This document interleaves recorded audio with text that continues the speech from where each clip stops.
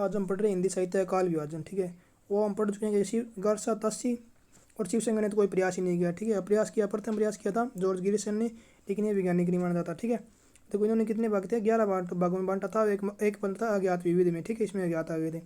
ये देखो पहला था चारण काल। ठीक है, चारण काल 700 से लेकर 1300 तक बताया। फिर ट्रिग टटजा ब्रह्म तुरंत कवि। ठीक है, याद रखना है बस, ये मतलब ठीक है, इतना याद रखना है।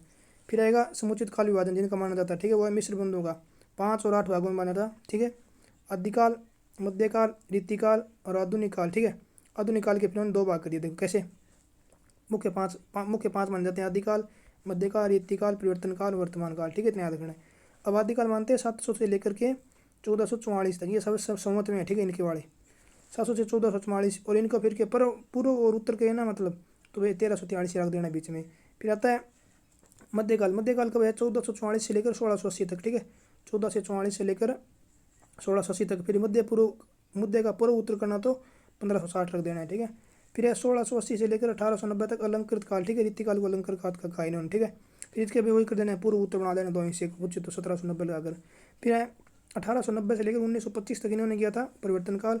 1925 से वर्तमान तक लेकर वर्तमान काल का। ठीक है, ध्यान रखना है। देखो हम पढ़ चुके हैं कि रामचंद्र शुक्ल ने क्या दोहरा नामकरण किया था, और दोहरा नामकरण और वर्गीकरण किया था रामचंद्र शुक्ल साल ने। अपन पढ़ेंगे पहले रामचंद्र शुक्ल का। ये देखो ये क्या करते हैं, 4 भागों में बांटा, वैसे मुख्य 3 है, वैसे 4। देखो आदिकाल, फिर मध्य के 2 भाग कर दिए थे, पूर्व और मध्य उत्तर। ठीक है, और फिर आधुनिक काल। ठीक है, आदिकाल को क्या कहते हैं, दोहरा वर्गीकरण किया। देखा कैसे, आदिकाल को वो कहते हैं वीरगाथा काल, फिर भक्ति काल, फिर रीतिकाल, फिर आधुनिक काल को गद्य काल का है। फिर इनके उपविभाजन बाद में पढ़ेंगे। अब देखो ये कब से कब तक मानते हैं, ईस्वी में लिखा है। ठीक है, 993 से मानते हैं। ठीक है, 993 से 1318 तक, फिर 1318 से 1643 भक्ति, फिर 1643 से 1843 रीति, और फिर यहाँ से लेकर वर्तमान तक गद्य काल। ठीक है, अब देखो ये सेम ही है, लिखा है राम कुमार वर्मा ने। इतना अंतर है कि इन्होंने क्या है 750 से शुरुआत मानी है, और ये क्या करते हैं 750 से लेकर 1000 तक रख देते हैं चारण काल, संधि काल, और संधि काल के बाद 1000 से लेकर के 1375 तक रख देते हैं चारण काल। ठीक है, इतना याद रखना, बाकी सेम ही है। ये सम्मत में फिर ऐसे बदल जाएगी, 1700 हो गया, 1700 1900 हो जाएगी, फिर ये हो जाएगी। ठीक है, सम्मत में बदल दिया। ठीक है, इतना याद रखना। अब देखो अपन पढ़ते हैं रामचंद्र शुक्ल के। ये देखो गद्य को तो इन्होंने फिर यही है, गद्य पद्य कर दिए, फिर गद्य पद्य फिर यही कर दिया, पुरानी धारा नई काव्य धारा। पुरानी में वही कर दिया, 3 उत्थान बता दिए। प्रथम उत्थान 1925 से 50, द्वितीय उत्थान 50 से 75। ठीक है, इतना याद रखना है बस, और तृतीय उत्थान हो जाएगा 75 से बाद का। ठीक है, इन सभी ने क्या किया था, 1000 से पूर्व माना था। ठीक है, मतलब अब बढ़ रहे हैं 1000 के साथ जिनकी शुरुआत होती है। ठीक है, अब आता है राम खिलावन पांडे। ठीक है, ये क्या करते हैं, 1000 ईस्वी से 1400 तक मानते हैं संक्रमण काल। ठीक है, और 1400 से लेकर 1600 तक मानते हैं संयोजन काल। ठीक है, और 16 से लेकर 18 तक मानते हैं संवर्धन काल। ठीक है, और फिर 18 से वर्तमान तक मानते हैं संचयन काल। ठीक है, सही इसमें लिखा नहीं है, ट्रिक है, कयोवच याद रखना, कयोवच इतना याद रखना, कयोवच इतना याद रखना। ठीक है, उसके बाद हजारी प्रसाद द्विवेदी। ये देखो इनमें फिर क्या है, ये क्या है, ये भी ईस्वी में लिखा है, इन्होंने भी ईस्वी में दिखा है। देखो 1000 से लेकर 1400 तक ये क्या कहते हैं, आदिकाल कहते हैं। 1400 लेकर से 1700 तक, इसके मतलब 100 बढ़ा दो इसके। ठीक है, इसके देखो ये क्या हो गया, ये भक्ति काल हो गया। फिर 1700 से लेकर रीतिकाल हो गया, फिर ये आधुनिक काल हो गया 1900 से लेकर वर्तमान तक। ठीक है, इतना याद रखना है।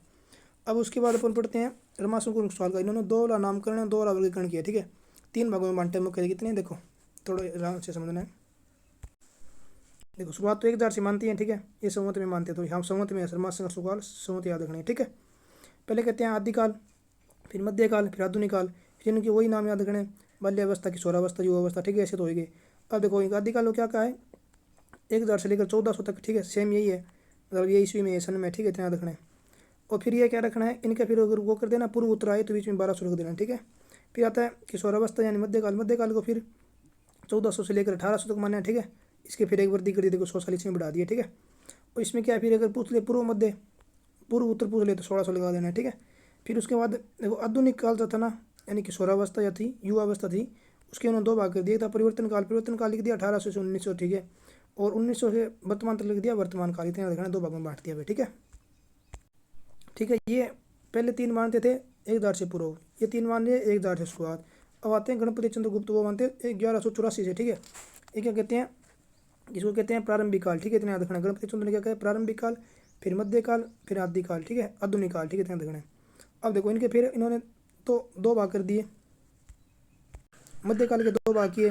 कैसे, मध्य पूर्व 1350 से लेकर 1600 तक, और मध्य उत्तर 1600 से लेकर 1857 तक। फिर क्या मध्यकाल की इन्होंने क्या फिर श्रेणियाँ बांटती साहित्य की दृष्टि से। जैसे कैसे मध्यकाल में कौन कौन से आते हैं, जैसे लोक के आधार पर जैसे रोमांटिक हो गया, स्वच्छंद काव्य हो गया, ठीक है। और धर्म के आधार पर मानते हैं जैसे रासो वाला जैन हो गया, संत हो गया, पुराणों में आ गया, रसिक में कृष्ण आ जाते हैं, जैसे प्रबंध में राम काव्य आ जाते हैं, ये आ गया, ठीक है। अब राज्य के आधार पर 5 बांट दिया, जैसे मैथिली गीति काव्य हो गया, शास्त्र मुक्तक हो गया, और रास ऐतिहासिक काव्य हो गया, रास ऐतिहासिक हो गया, ऐतिहासिक चरित्र काव्य हो गया, ऐतिहासिक मुक्तक काव्य हो गया, ठीक है। इतिहास के आधार पर बांटती है, ठीक है। इतना याद रखना है बस।